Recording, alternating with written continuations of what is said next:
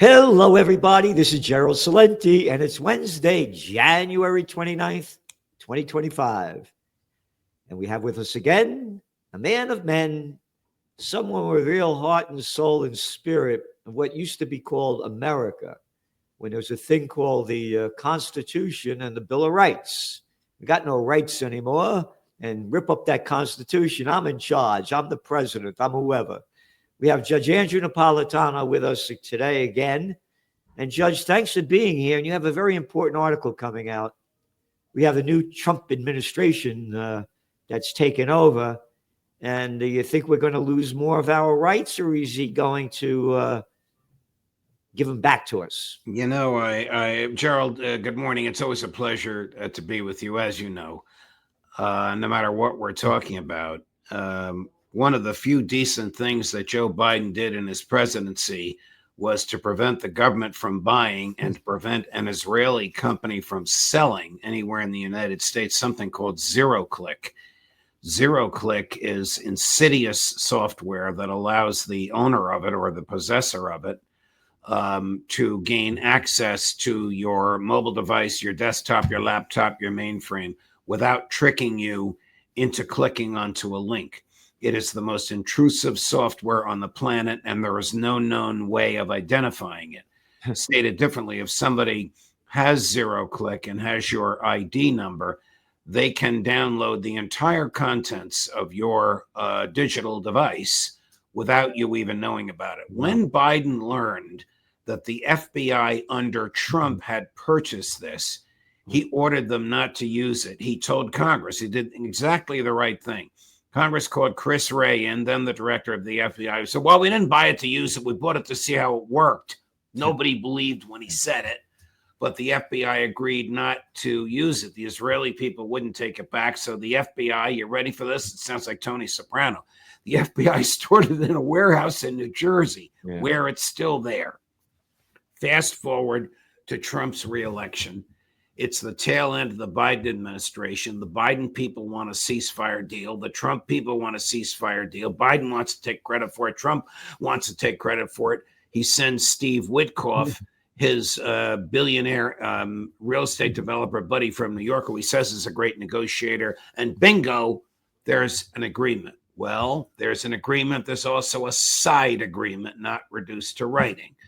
And according to Israeli sources and openly discussed in the American and Israeli intelligence communities, the side deal is, you guessed it, the Israelis can resume selling zero-click.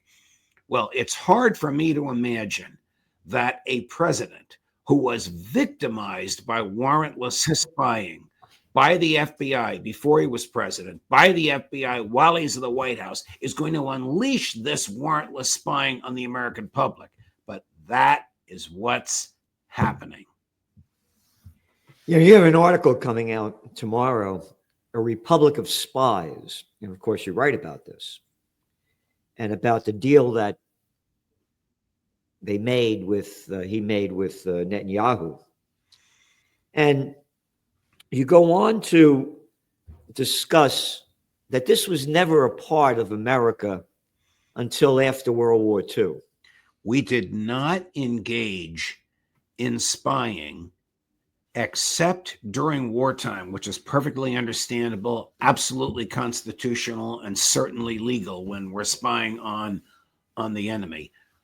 Until 1947, when Harry Truman, with the support of Republicans and Democrats, turned us into a surveillance state by enacting the National Security Act of 1947, which founded the CIA and spawned the 17 other spying entities that the federal government now operates. But in order to get the votes, Gerald, of both Republicans and Democrats in the Congress, Truman and the drafters of the legislation had to make certain agreements. One, the CIA would never operate in the United States. Two, it would never be engaged in law enforcement in the United States. Three, it would only produce evidence from foreign sources.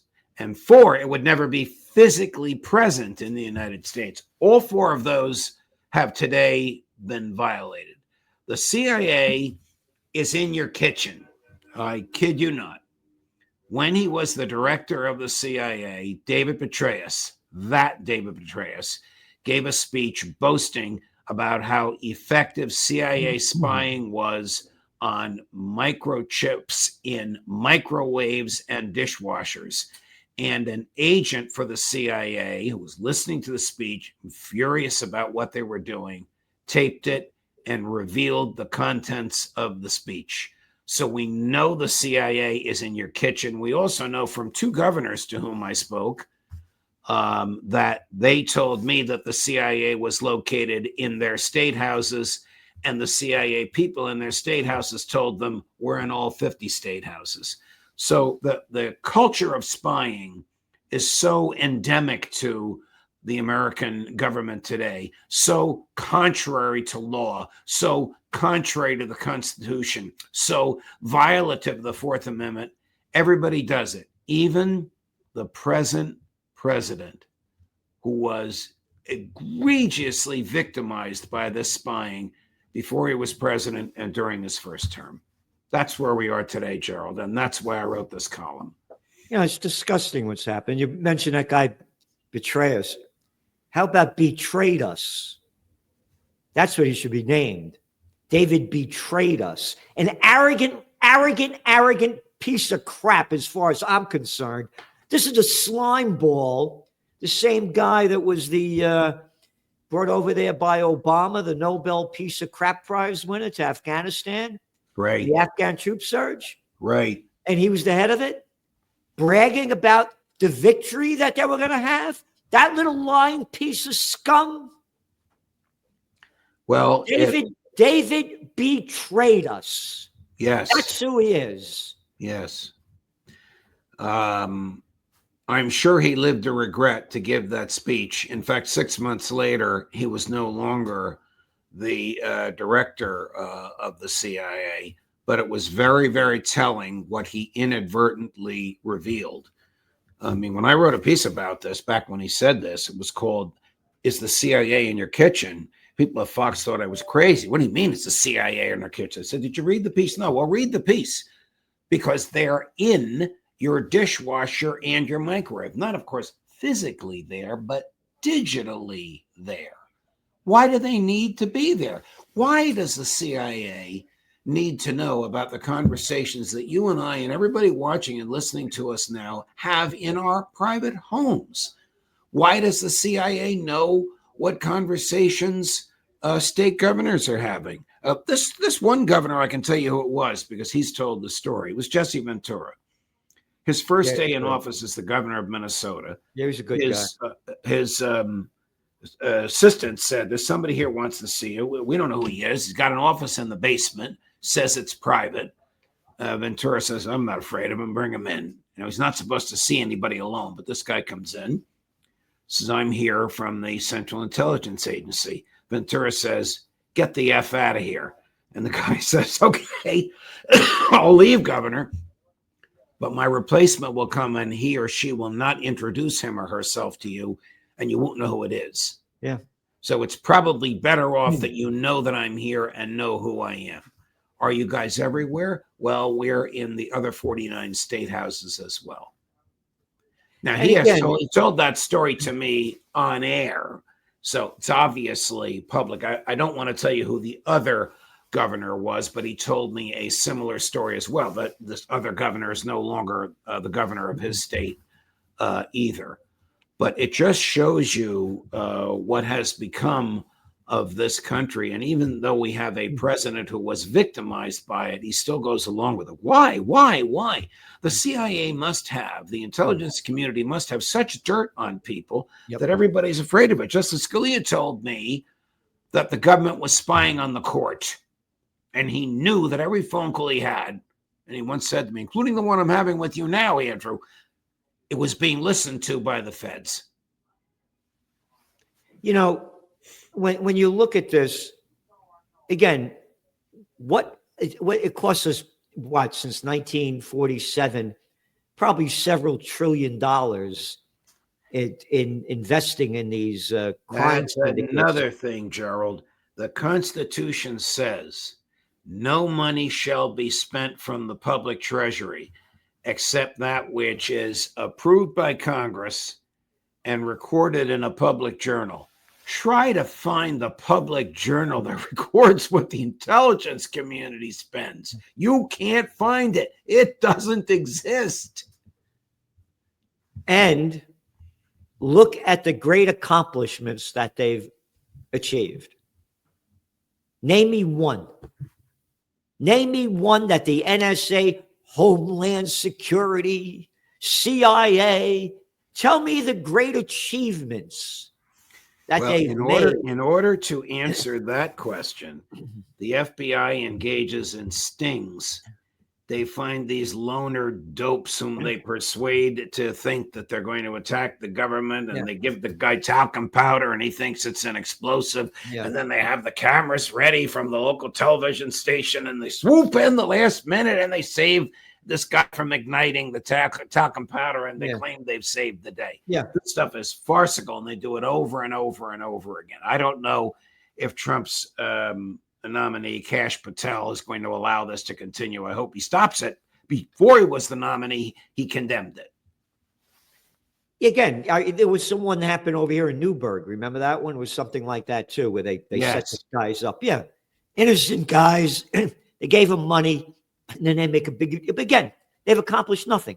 And in your article, and again, everybody got to go to Judging Freedom, by the way. The people that Judge Napolitano has on, you're not going to find anywhere else what they talk about, how they talk about it, and the facts that they're giving, and the articles that he puts out. And the one that you're going about the whole CIA thing over here, and again, how it began. And it began, you say, we just helped Russia defeat Germany in World War II.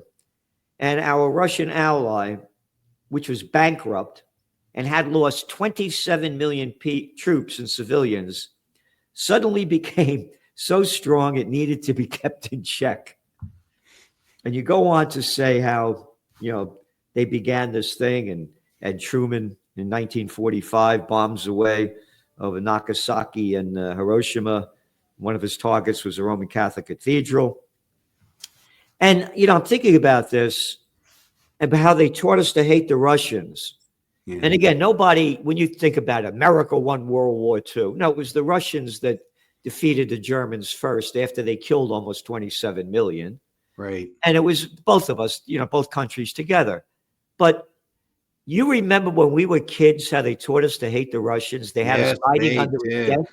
Oh, God, I remember my second grade teacher demonizing Nikita Khrushchev as if he were a monster of some sort.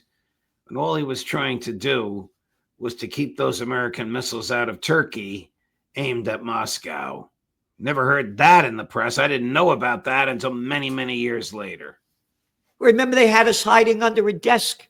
Yes, I remember that. In case an atom bomb went off. Yes. It scared the hell out of me. When I was a kid, every time I'd see an airplane, I was afraid. Yes. Imagine the stupidity, and it's the same imbeciles in charge, hiding under a desk in case an atom bomb goes off. It's going to make a damn difference if you're under a desk.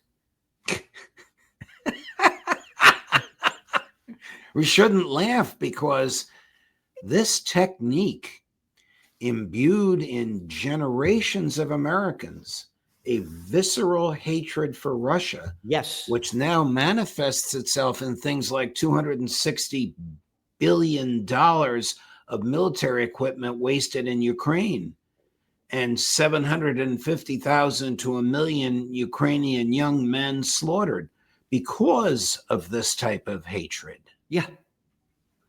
And so we laugh about the foolish things they taught us, but it worked. It terrified us. When I was in high school, when you're too big to go under the desk, they used to have us stand against the wall with our hands behind our back. And they're saying, and if you see a flash, don't look at it. If I see a flash, I'll be dust in seconds. Right. That was the stupidity of these arrogant pieces of scum.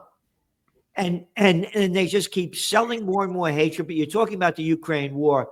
But listen, let's face it. Trump ended it. He said he was going to end it in 24 hours after he got elected, so it's over. So what are you talking about? This isn't the Ukraine war anymore. Still sending equipment there, and he's increasing the level of domestic spying. So the more things change, the more they stay the same. And where's Sadly, the outrage that he lied? He said he was going to end it in 24 hours. Then after he got elected, I'm going to end this war before I even get into office. oh, Gerald, this will aggravate you even more, even though I'm sure you know this. One of his earliest executive orders was to stop all foreign aid to all countries except Ukraine, Egypt, and Israel. Yep. I know it's in the Trends Journal this week. And again, look what's going on. And everything's going to be fine in Israel. They're just stealing more land. And this is they're going to. Israel says it will occupy southern Syria, quote, indefinitely. Wow. That just came out. Well, that is not consistent with either the ceasefire with Hezbollah or the ceasefire with Hamas. But what does Netanyahu care? I mean, he's a notorious liar. And murderer. Right. And visitor to the White House next week. Yeah.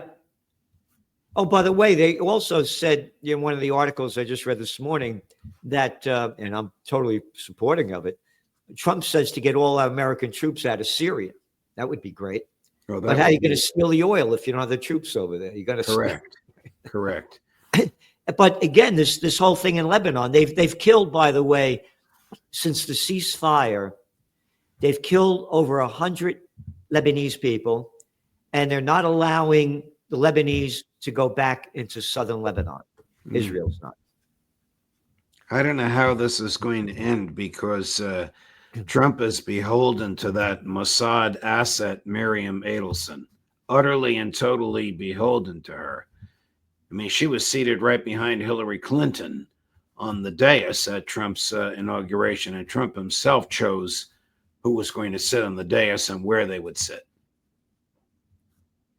No, so he's going to be coming to the United States next week, and they'll probably give him another big round of applause like the last time they brought him in. How many standing ovations did he get? Oh, he had 58 standing ovations in a 56-minute talk, the core of which attacked Americans for exercising the freedom of speech.